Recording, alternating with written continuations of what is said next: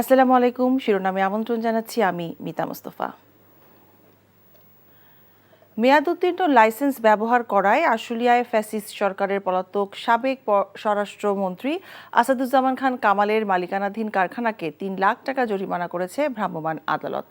সকালে মির্জানগর এলাকায় সাভার রিফ্যাক্টরিজ লিমিটেড নামের সিরামিক্স ইট তৈরির কারখানায় অভিযান চালায় ভ্রাম্যমাণ আদালত। এ সময় কারখানা প্রাঙ্গণে হরিণ, কবুতর, গরু, ভেড়া, ইমু পাখি সহ বিভিন্ন প্রাণীর সন্ধানও পাওয়া যায়। অভিযানে নেতৃত্ব দেন সাভারের সহকারী কমিশনার ভূমি ও নির্বাহী ম্যাজিস্ট্রেট জহিরুল আলম।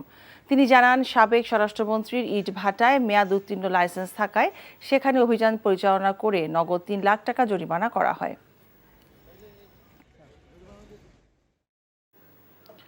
অমর একুশে গ্রন্থমেলায় বইয়ের দোকান ভাঙচুরের তীব্র নিন্দা জানিয়েছেন প্রধান উপদেষ্টা প্রফেসর মোহাম্মদ ইউনূস। তিনি বলেন, এই হামলার ঘটনা বাংলাদেশের নাগরিকের অধিকার এবং দেশের আইন উভয়ের প্রতি অবজ্ঞা প্রদর্শন করে।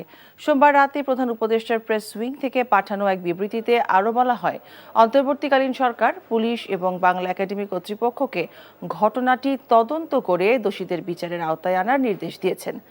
প্রধান উপদেষ্টা আরও জানান, মেলায় নিরাপত্তা জোরদার করতে এবং এই স্থানে যেন কোনো অপ্রীতিকর ঘটনা না ঘটে তা নিশ্চিত করতে পুলিশকে সব ধরনের ব্যবস্থা নিতে নির্দেশ দেওয়া হয়েছে।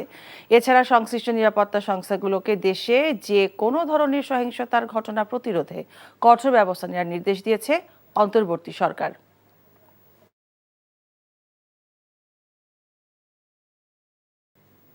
শিরোনাম এটুকুই। এই খবরের ভিডিও সহ আপডেট জানতে ভিজিট করুন এনটিভি অনলাইন www.ntvbd.com। এছাড়াও এনটিভি জনপ্রিয় সব অনুষ্ঠান ও খবরের আপডেট জানতে ভিজিট করুন আমাদের ইউটিউব ও ভেরিফাইড ফেসবুক পেজ।